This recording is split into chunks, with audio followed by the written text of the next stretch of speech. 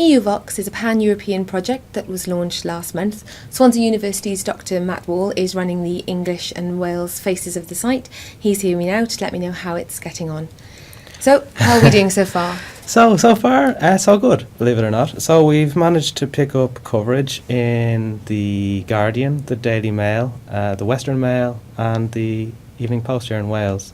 We've also been on BBC Radio to promote the site. So all of those promotional efforts have seen us get 85,000 visits. And so we're delighted with that because we were targeting about 100,000 as a kind of minimum. So we're nearly there and we haven't even come close to the elections yet. So I just want to kind of continue on with that now and hopefully we can get towards 1 million, I reckon, for the entire campaign. Now, euvox is a website that lets you know which political party you're most aligned to. Tell us a little bit more about it, remind us what it does. Yeah, I guess the metaphor that some people use is like a political dating site. So you can put in your likes and dislikes, your ideas about politics, and it tells you how well you match up to the parties. And so that's the basic function of the site. It's to try and get your ideas about political issues and get you to kind of think about those and express them. And then to look at the output that we give you that says how close you are to each of the parties, the big parties at least, competing in the system. So we've put that information in, then you put your own, and then we compare it for you. Obviously it's very useful for people using the site, but if you've got 85,000 users already, what's that starting to tell us? Yeah, so that's really, to be honest, my main motivation in doing these websites is research. That's what I do, is political analysis.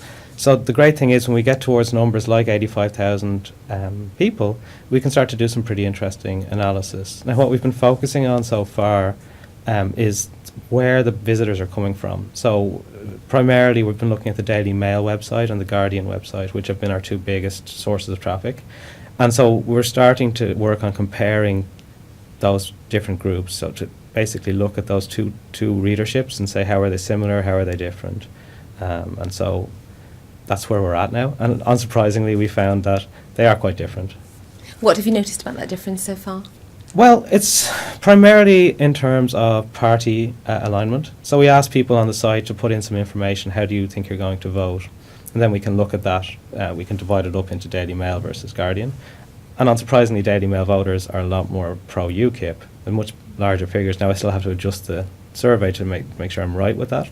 Whereas the Guardian readers, again, as you might expect from the stereotype, are mostly, Labour, Lib Dem, Greens. Though in both there are, so in the Guardian there are some UKIP voters, and in the Daily Mail there are some Labour voters. So it's not a completely distorted audience. It's not a completely, what would we call it, stereotyped audience. But nonetheless, you can see the trends, the different trends there. So that's what we've found so far. So I'm currently working on that analysis. That's great, and you'll obviously have a lot more information by the time the campaign ends. So how will you be able to use that additional data? Well, the idea ultimately is to see how campaigns affect people's opinions. So what we're going to look at is how do the opinions on the issues, so that the things that people put into our site, how do they evolve over the campaign? So we can look at very similar voters at different time points and see, let's say, whether they're becoming more pro-EU as the campaign unfolds or more anti-EU. And the interesting thing is I don't really know what's going to happen there because this is a completely new field of research. So it's very exciting, very challenging for me as well. But so the more people visit the site, the more hopefully I can tell them about trends and patterns. So does this mean you'll be able to pinpoint where campaigns have had effects, so particular messages coming from parties, you'll be able to see if that's working well? That's our hope. I mean, European Parliament campaigns are kind of low priority, right? So they're called second order campaigns in the literature. So you don't tend to see, for example, we saw one set of debates, right, between Clegg and Farage. So in a bigger campaign, you'd see more events like that. So I guess what I'm saying is we mightn't see that much change because of the nature of the campaign. But if there is change, we will be able to see it because we record the time that people input the data. So we can see minute by minute, if we want, how things are changing. So if there's a big event, a big scandal all of a sudden, we should be able to map that.